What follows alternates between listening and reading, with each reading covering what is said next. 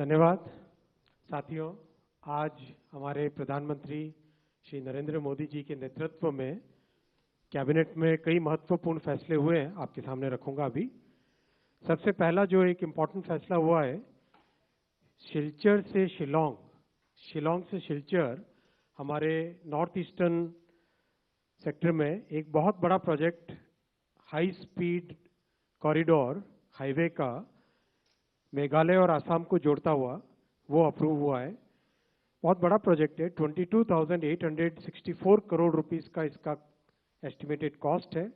166 kilometres, 4 लेन, access controlled, बहुत important. अगर आप इसको मैप पे देखेंगे, आपको पिंक कलर का जो एग्जिस्टिंग हाईवे दिख रहा है, ये हाईवे, और कंपेयर करिए अब आप brown and red.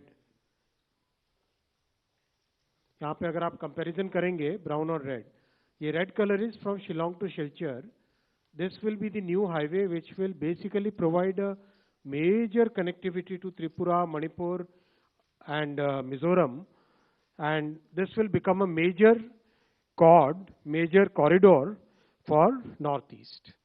22,864 crore rupees का ये प्रोजेक्ट है, बहुत बड़ा प्रोजेक्ट है. This project will be constructed under hybrid annuity mode.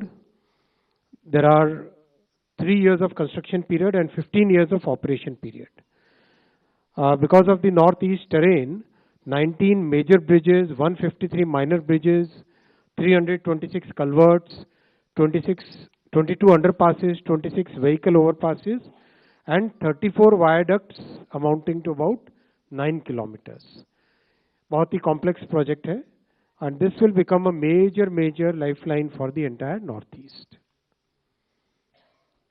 I'll come to the second decision.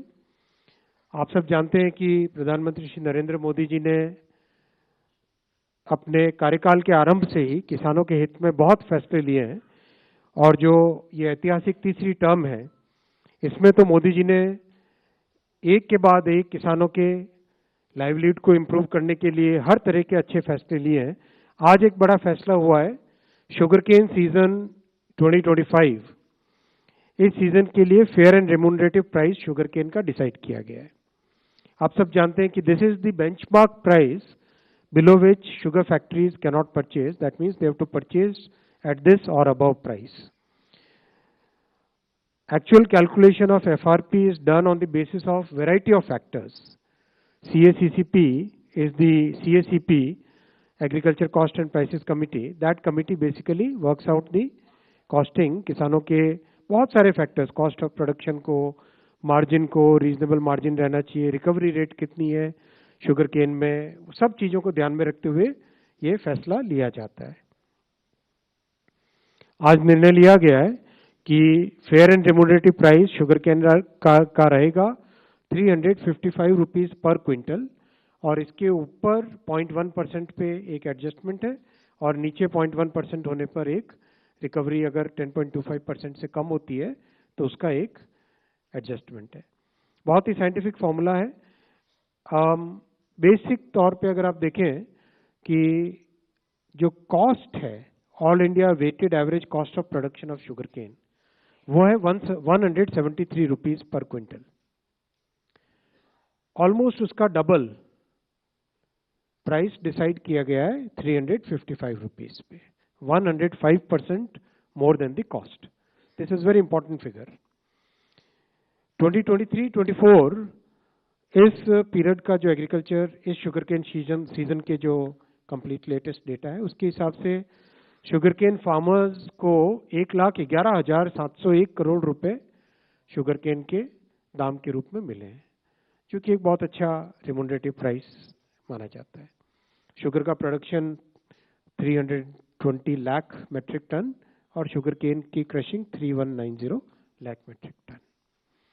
Overall youth और मिडिल क्लास के लिए इंफ्रास्ट्रक्चर, ट्रांसपोर्ट सेक्टर को इम्प्रूव करना, और series of decisions for farmers welfare, ये सारे फैसले अब तक के ऐतिहासिक तीसरी टर्म में लिए गए. मैं बहुत क्विकली इन दोनों सब्जेक्ट्स, एक एकदम लिमिटेड इन्हीं दोनों सब्जेक्ट्स पे अगर कोई क्वेश्चंस हो तो आप पूछें, केवल इन्हीं दोनों पे।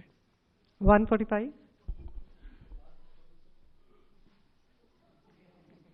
सर नमस्ते, इधर सुजीत ठाकुर दैनिक भास्कर से। सर आपको सर, देश जिस आप गन्ने तो लेफ्ट में होते थे, राइट में आ गए। सर मैं अभी मौसम ऐसा, राइट में ही रहना पड़ेगा। देश जिस गन्ने के जूस का इंतजार कर रहा है उसके बारे में सर कुछ। 22। सर मैं लक्ष्मण, CNBC आवाज से। ये किसानों को जो आपने 23-24 में 1,11,701 करोड़ रुपए देने का यहाँ पे पेड किया गया, ऐसा बताया। तो ये FRP बढ़ाने से और जो शुगर केन का प्रोडक्शन का एस्टिमेट है, तो उससे कितना अतिरिक्त पैसा किसानों को मिलेगा ओवरऑल? इससे ज़्यादा ही मिलेगा। 1,11,000 करोड़ 23-24 का डेटा है, इससे ज़्यादा ही मिलता है हमेशा। 4 please. Sir, I am Deepak from Times of India. You know about this Silchar project. What we have seen in Uttarakhand, where we went for 2-lane and paved shoulder, and also in Shimla projects, because of hill cutting, you know, there was a major environmental disaster. In this part also it's a hilly area, and we are building 4-lane, which is ideally should not be done. What kind of precautions are being taken to ensure that we don't encounter similar problems? Design के सारे precautions इन सब projects में लिए गए हैं। विशेषकर जहाँ पे टनल्स बनानी है वहाँ पे ज़्यादा ध्यान दिया गया है। जहाँ पर रोड के हिल के साइड में है वहाँ पर भी बहुत स्लोप स्टेबलाइजेशन वगैरह के सारे प्रिकॉशंस, जो साइंटिफिक प्रिकॉशंस है, एनवायरमेंटल प्रिकॉशंस है, वो पूरे लिए गए। 17। Thank you, ma'am. Mr. Vaishnav, my name is Tripti Nath. I'm an independent journalist. We welcome the affirmative steps that the government has taken with regard to highway connectivity and for farmers' welfare. But the million-dollar question is national security. I'm sorry we can't. Not in the cabinet briefing. Yeah, carry on. No more hands up. Yeah. दे दीजिए mic. 45। Welcome to this is Vibhuti. My question is specifically about on Odisha issue because you belong from that state. I am from the Sambad. Cabinet का पूछो। ये press conference नहीं है दोस्त, ये cabinet briefing है।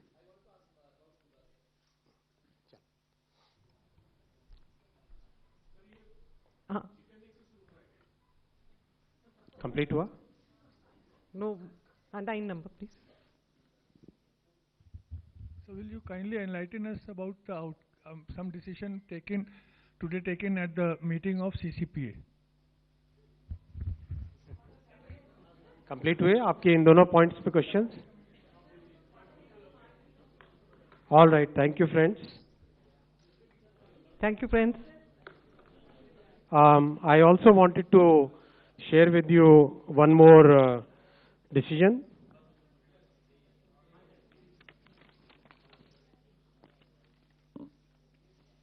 साथियों, आप सब जानते हैं कि कांग्रेस की सरकारों ने आज तक जाति जनगणना का विरोध किया है। आज़ादी की बाद की सभी जनगणनाओं में जातियों की जनगणना नहीं की गई। 1947 के बाद से अगर देखें, वर्ष 2010 में तत्कालीन प्रधानमंत्री दिवंगत डॉक्टर मनमोहन सिंह जी ने लोकसभा में आश्वासन दिया था कि जाति जनगणना पर कैबिनेट में विचार किया जाएगा। तत्पश्चात एक मंत्रिमंडल समूह का भी गठन किया गया था, ग्रुप ऑफ मिनिस्टर्स, जिसमें अधिकांश राजनीतिक दलों ने जाति आधारित जनगणना की संस्तुति की थी। इसके बावजूद कांग्रेस की सरकार ने जाति जनगणना के बजाय एक सर्वे कराना ही उचित समझा। उस सर्वे को सभी SECC के नाम से जानते हैं। इस सब के बावजूद कांग्रेस और इंडी गठबंधन के दलों ने जाति जनगणना के विषय को केवल अपने राजनीतिक लाभ के लिए उपयोग किया। जनगणना का विषय संविधान के अनुच्छेद 246 की केंद्रीय सूची की क्रम संख्या 69 पर अंकित है। यह केंद्र का विषय है। हालांकि कई राज्यों ने सर्वे के माध्यम से जातियों की जनगणना की है। जहां कुछ राज्यों ने यह काम सुचारू रूप से संपन्न किया है, वहीं कुछ अन्य राज्यों ने राजनीतिक दृष्टि से और गैर पारदर्शी ढंग से सर्वे किया है। इस प्रकार के सर्वे से समाज में भ्रांति फैली है। इन सभी स्थितियों को ध्यान में रखते हुए और यह सुनिश्चित करते हुए कि हमारा सामाजिक ताना बाना राजनीति के दबाव में न आए, जातियों की गणना एक सर्वे के स्थान पर मूल जनगणना में ही सम्मिलित होनी चाहिए। इससे यह सुनिश्चित होगा कि समाज आर्थिक और सामाजिक दृष्टि से मजबूत होगा और देश की प्रगति भी निर्बाध चलती रहेगी। आज दिनांक 30/4/2025 के दिन प्रधानमंत्री श्री नरेंद्र मोदी जी के नेतृत्व में राजनीतिक विषयों की कैबिनेट समिति ने यह निर्णय लिया है कि जातियों की गणना को आने वाली जनगणना में सम्मिलित किया जाए। यह इस बात को दर्शाता है कि वर्तमान सरकार देश और समाज के सर्वांगीण हितों और मूल्यों के लिए प्रतिबद्ध है। जैसे कि पहले भी जब समाज के गरीब वर्गों को 10% आरक्षण का प्रावधान किया गया, तब भी समाज के किसी घटक में तनाव उत्पन्न नहीं हुआ था। Friends, I will read this statement in English. Congress governments have always opposed caste census. Caste was not included in all the census operations conducted since independence. In 2010, then Prime Minister late Dr. Manmohan Singh ji had assured the Lok Sabha that the matter of caste census should be considered in the cabinet. A group of ministers was formed to consider this subject. Most of the political parties had recommended caste census. Despite this, Congress government decided to conduct only a survey of caste instead of a caste census. That survey is known as SECC. It is well understood that Congress and its India alliance partners have used caste census only as a political tool. As per Article 246 of the Constitution of India, the subject census is listed at 69 in the Union list in 7th schedule. According to Constitution of India, census is a union subject. Some states have conducted surveys, I am repeating the word, surveys to enumerate castes. Some states have done this well, while some others have conducted such surveys purely from a political angle in a non-transparent way. Such surveys have created doubts in the society. Considering all these facts and to ensure that a social fabric is not disturbed by politics, caste enumeration should be transparently included. I am emphasizing the word transparently included in the census instead of surveys. This will strengthen the social and economic structure of our society while the nation continues to progress. Under the leadership of our Prime Minister Shri Narendra Modi ji, the Cabinet Committee of Political Affairs has decided today, that is 30th April 2025, that caste enumeration should be included in the forthcoming census. This demonstrates that a government is committed to the values and interests of a society and country. Like in the past, when a government had introduced 10% reservation for the economically weaker sections of the society without causing any stress in any section of the society. Thank you.